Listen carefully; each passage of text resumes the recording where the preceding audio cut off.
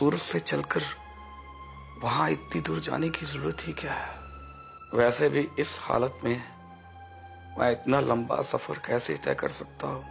जीजा जी, मैं जानती हूँ आप बहुत तकलीफ में हो, बहुत ज्यादा कमजोरी भी है, मगर इतना ही कहूँगी कि यहाँ 20 दिन घर में लेटकर मौत का इंतजार करने की बजाय एक बार अखंड पाठ सुन लेते तो क्या पता आपको 20 साल और मिल जाते। मुझे ही नहीं, तकरीबन हम सभी सिंधियों को बहुत भरोसा है गुरु पर, और इतने लोगों का भरोसा कभी झूठा नहीं हो सकता। प्लीज दीदी समझाइए ना इन्हें। अब जब कोई चारा बचा ही नहीं है हमारे पास तो आप मान क्यों नहीं लेते इसकी बात? आपको ना सही मगर हम सभी को तो बहुत भरोसा है वाहिगुरु पर। अगर तुम दोनों को ऐसे लगता है तो भाई तैयारी कर लो चलने की। अगर अखंड पाठ के बाद भी मैं बच नहीं पाया तो कम से कम किसी को कोई दुविधा या पछतावा तो नहीं रह जाएगा।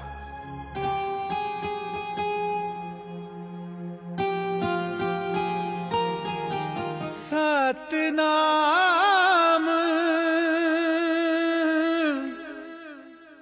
वाहे गुरु। ये जो अकाल तख्त है, इसके पास जो 2 निशान साहिब हैं, वहां पर मेरा अखंड पाठ इमरजेंसी बेसिस पर रखा गया।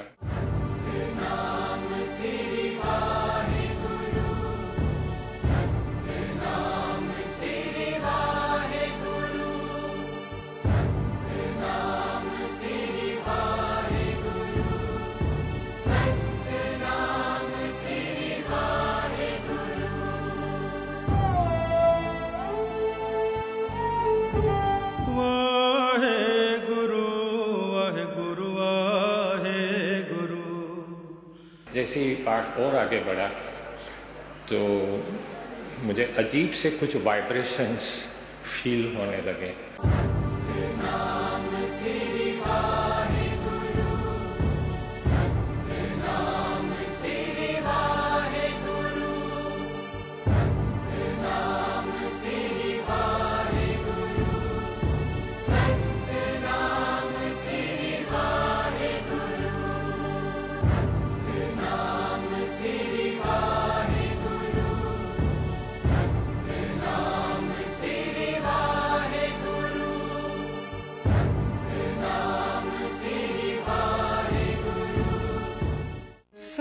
सतनाम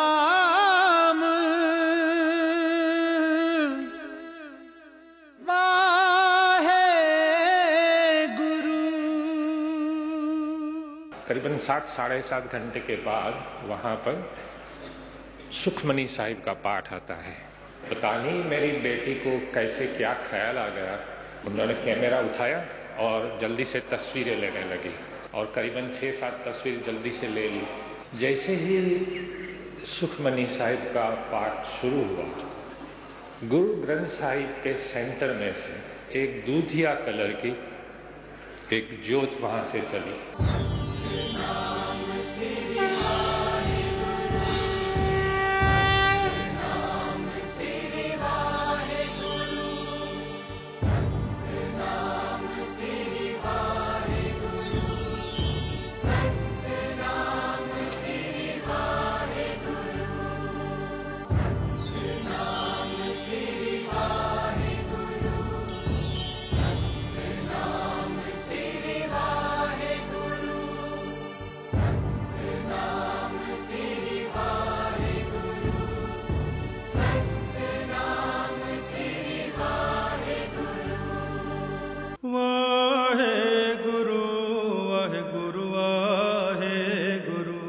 मैं जो बता रहा हूँ वो सारी तस्वीर में भी है, नेगेटिव्स में भी है। बहुत ही ठंड वो उसका स्पर्श था। मुझे ऐसा महसूस हुआ कि मैंने रेफ्रिजरेटर में हाथ डालकर कहीं आइसक्रीम या बर्फ निकाला हो। जैसे ही वो आगे बढ़ती गई, ये कान उस वक्त खुल गए।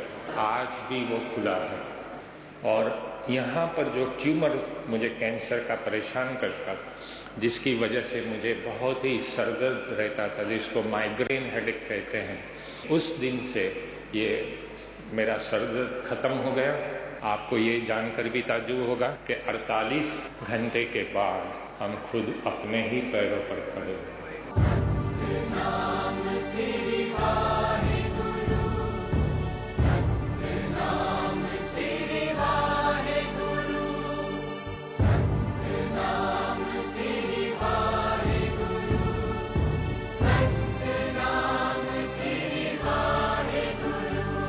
वाहेगुरु ने आप पर कृपा कर दी। मैं मान गया हूं कि वाहेगुरु है, ईश्वर है।